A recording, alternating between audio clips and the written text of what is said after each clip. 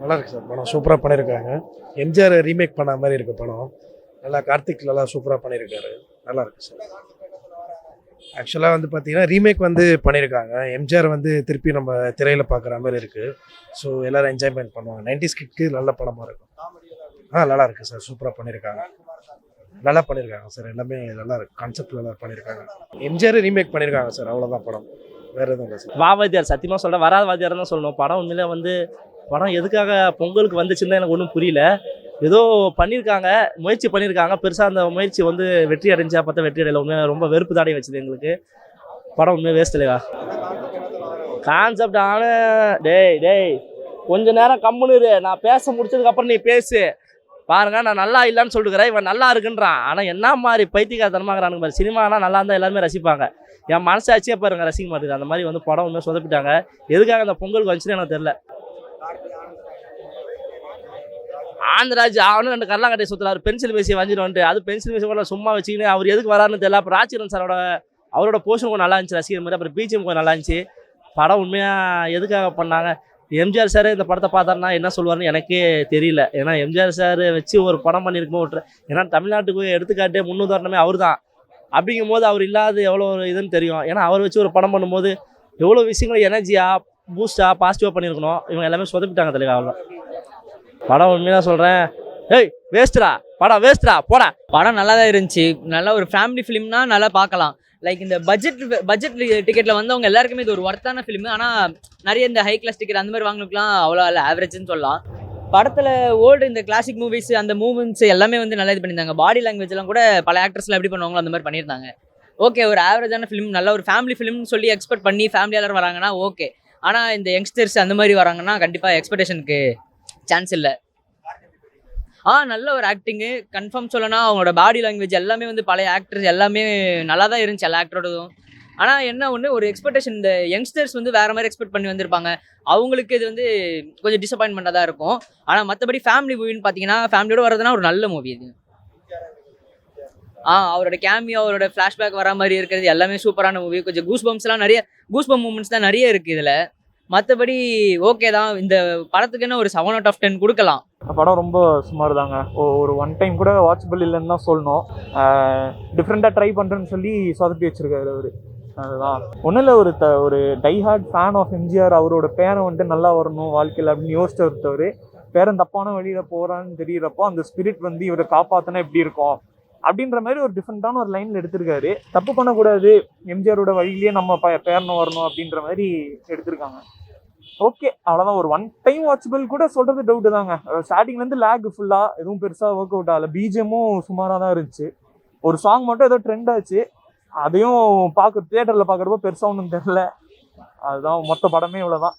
ரெண்டுமே ரொம்ப சுமாருங்க. First half ஓரளவுக்காச்சும் இருந்துச்சு. செகண்ட் ஹாஃப்லாம் ஃபைட்டு வராது அந்த மாதிரி தான் இருக்குது.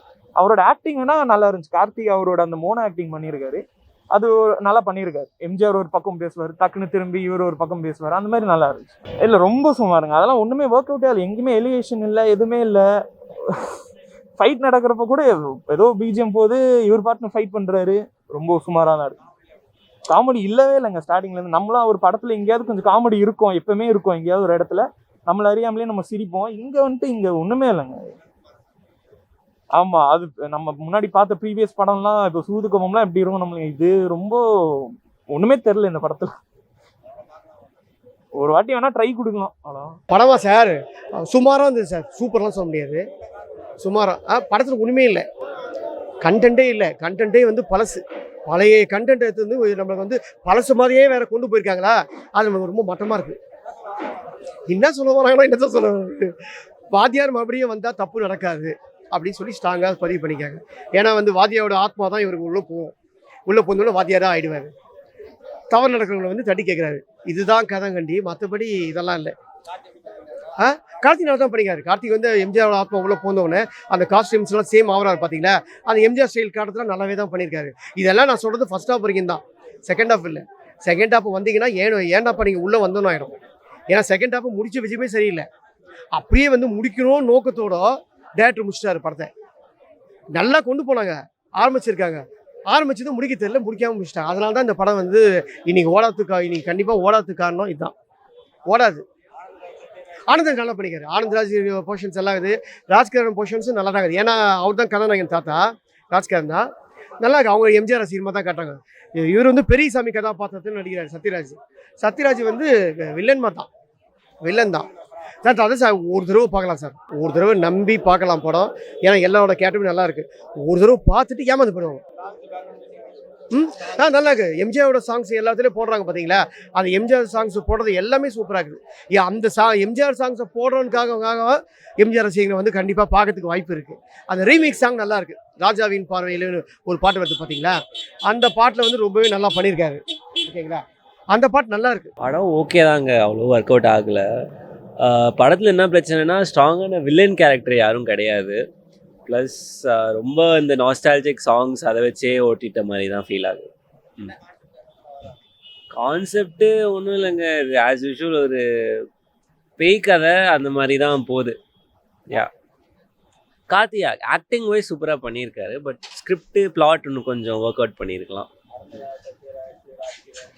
யா, எல்லாரும் லைக் யாருக்கும் ஸ்க்ரீன் ஸ்பேஸ் அவ்வளோவா இல்லை. கார்த்திக் மட்டும் நிறைய ஸ்கோப் இருக்குது படத்தில். ஹீரோயின்லாம் எதுக்கு வராங்கன்னே தெரியல. அவ்வளோதான். இன்னும் சும்மா தாங்க. ஃபர்ஸ்ட் ஹாஃப் ஓகே, செகண்ட் ஹாஃப்லாம் கொஞ்சம் அழுத்துட்டு தான் போனாங்க. ஒன் டைம் பார்க்கலாம். படம் ஒரு ஒன் டைம் வாட்சபிள் மூவி அப்படின்னு சொல்லலாம். ஃபர்ஸ்ட் ஹாஃப் ரொம்பவே சூப்பராக இருந்துச்சு, செம்மையாக இருந்துச்சு. இந்த வருஷத்தோட ஒன் ஆஃப் த பெஸ்ட் மூவியாக இருக்க போது, பயங்கர ஸ்டார்ட்டாக இருக்க போதுன்னு யோசிச்சோம். பட் இருந்தாலும் செகண்ட் ஹாஃப்ல இந்த வாத்தியார் கான்செப்ட் கொஞ்சம் ரொம்ப ஓவர் டூ பண்ணிட்டாங்களோ அப்படின்னு தோணுச்சு. இந்த ஜென்ரேஷன் மக்களுக்கு நிறைய நல்லது சொல்ல வராங்க, நல்லது மட்டும் தான் பண்ணும். எம்ஜிஆர் சார் அப்படி தான் இருந்தார், அதனால தான் இப்போ வரைக்கும் அவர் பேர் இருக்கு. பட் வந்து இந்த ஜென்ரேஷன் மக்கள் ரெண்டு சைட்லேயும் ரெண்டு பசங்க வந்து ஃபோன் நோண்ட ஆரம்பிச்சிட்டாங்க, ரீல்ஸ்லாம் பார்க்க ஆரம்பிச்சிட்டாங்க. அங்கே என்ன அவர் மெனக்கிட்டு கத்திட்டு இருக்காரு, எம்ஜிஆர் பால்ஸ் எல்லாம் வேற வேலை சொல்லிட்டு இருக்காரு அப்படின்னு பேசிட்டு இருக்காரு. பட் இந்த ஃபோன் நோண்டும் போது தெரிஞ்சு இந்த ஜென்ரேஷனுக்கு வந்து சரி வராது இந்த படம் அப்படின்னு.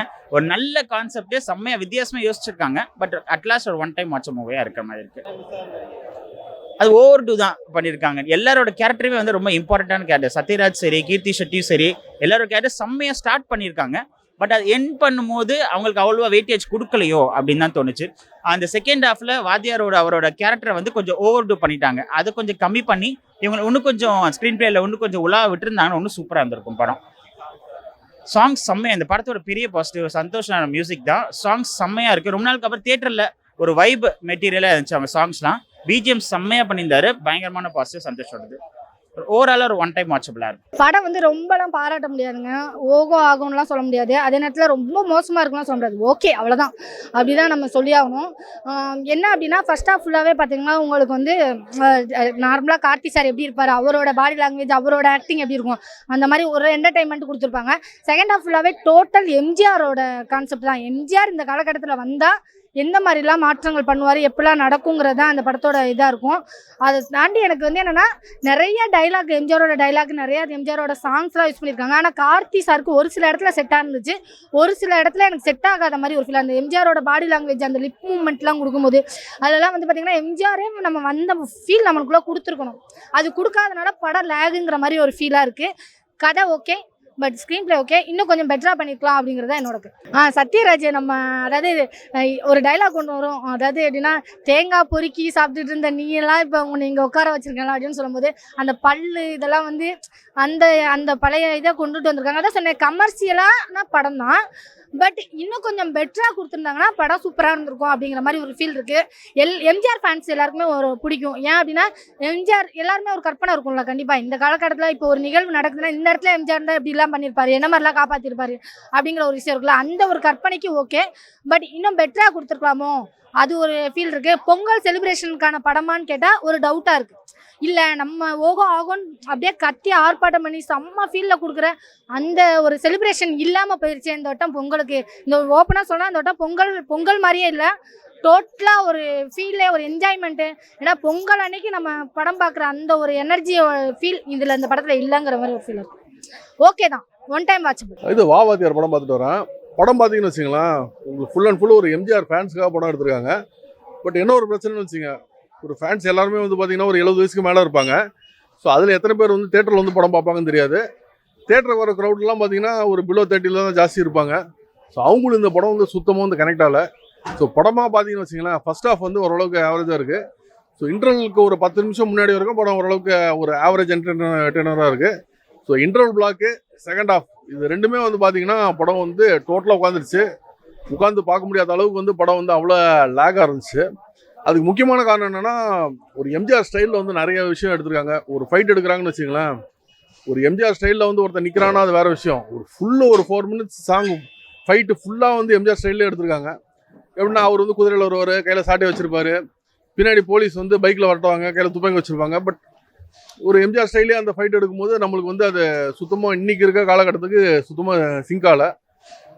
இன்னொன்று என்னென்னா, ஒரு எம்ஜிஆருக்கு பதிலாக ஒரு விஜயகாந்த் காமிச்சிருந்தா கூட ஆடியன்ஸ்க்கு ஓரளவுக்கு அது கனெக்டாக இருக்கும். ஏன்னா இன்றைக்கி இருக்க ஆடியன்ஸுக்கு எம்ஜிஆர் யாருன்னு கேட்டிங்கன்னா, ரஜினி கமலுக்கு முன்னாடி எம்ஜிஆர் சிவாஜின்னு இருந்தாங்க, அப்படி ஒரு நடிகர் அவ்வளோதான் சொல்லுவாங்க. இல்லை முன்னாள் சிஎம் அவ்வளோதான் சொல்லுவாங்க. ஒரு எம்ஜிஆர் படம் ரிலீஸ் ஆகும்போது அவங்க தேட்டரில் ஃபேன்ஸோட மத்தியில் உட்காந்து அந்த ஒரு ஃபீலை யாருமே இன்றைக்கி வந்து ரசித்த ஆள் யாருமே இன்றைக்கி வந்து தேட்டருக்கு வர ஆளுங்க ரொம்ப கம்மி. ஸோ இந்த ஆடியன்ஸுக்கு வந்து இந்த படம் வந்து சுத்தமாக கனெக்ட் ஆகலை. ஒரு பெரிய ஒரு ஏமாற்றம்.